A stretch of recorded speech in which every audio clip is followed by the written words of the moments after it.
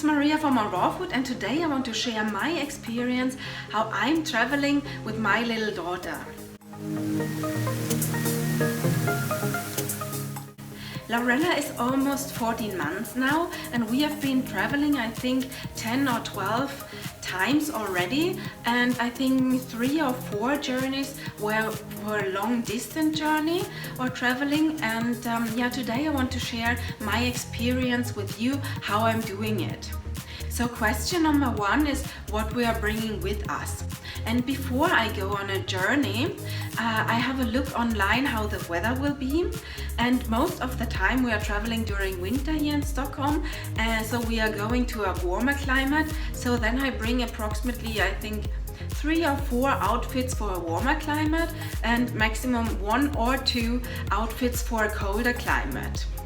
And I also recently made a video about how I'm traveling minimalistic, and if you're interested in that, you can have a look over here. And then I also bring Laurella's potty, because I've been potty training her already when she was 4 months old, and if you're interested in that, I will link this over here.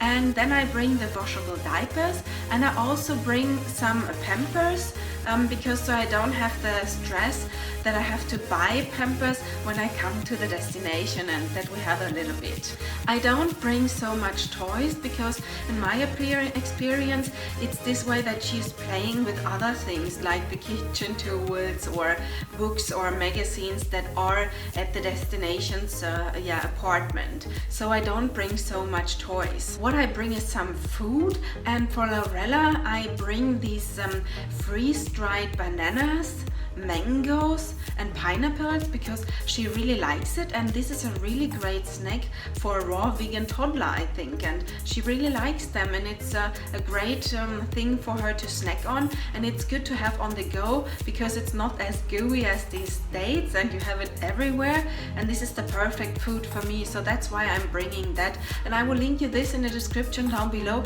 if you're interested in testing this for your child as well.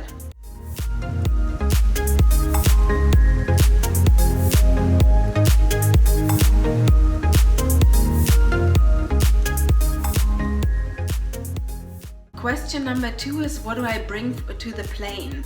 And to the plane I only bring some clothes and some food as well. I don't take toys with me normally, maybe 1 or 2 books or something like this, but as I already said, she's playing with other stuff.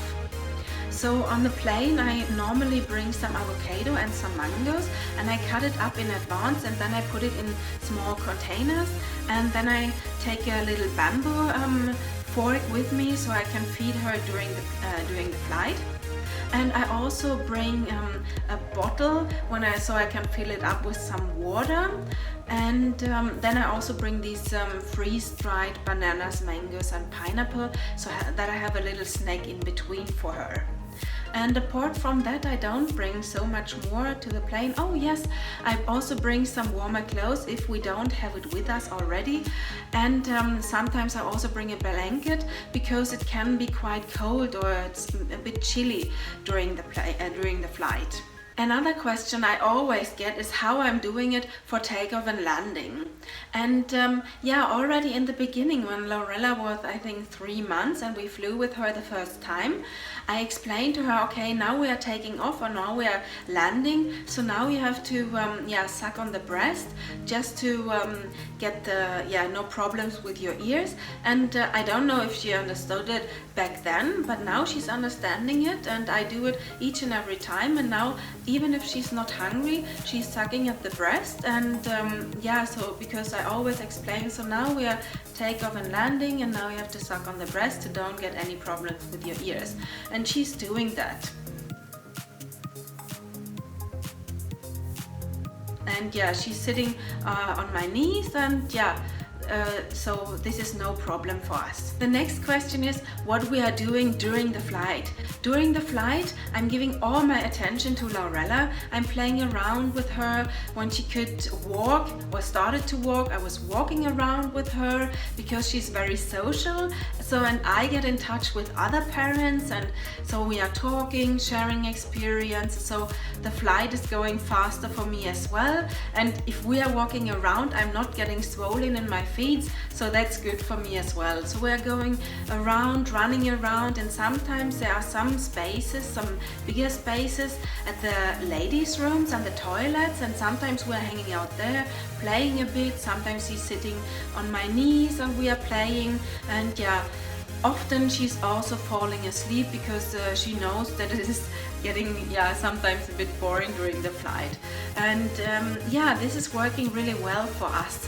And putting her in front of the TV or the iPad or the handy or the mobile, that's no option for me, and giving her attention really works very well for me. And the most frequently asked question is, how is it going with the jet lag?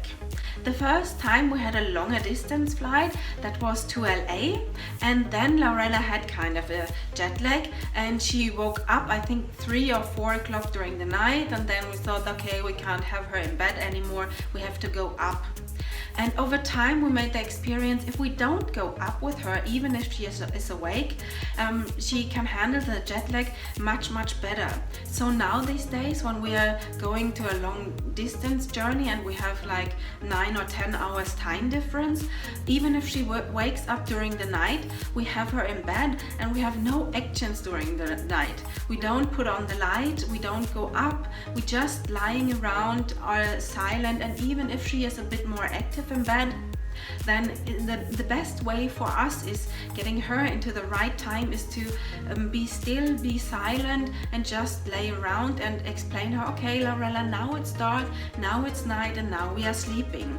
And she learns it so much better, and now she needs 1 or 2 days and then she's in the right time. And we also learned that during the day we don't force her to be awake, but we try to keep her awake in a softer and gentle way, and this way she also gets into the right time. And another experience that we made, that if we are going to a country with a lot of light, then the jet lag or the time difference is easier to handle.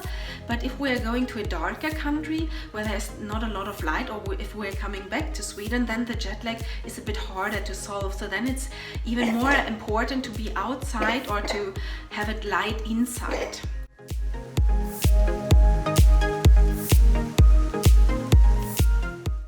So these were my best tips how I'm traveling with a little toddler. Please leave me a comment how you are traveling, if you have other advices and tips and how you are handling that. Then I hope you really like this video. If so, please give me a thumbs up and subscribe to my channel for free, and I say see you in the next video. Let's rock, Maria!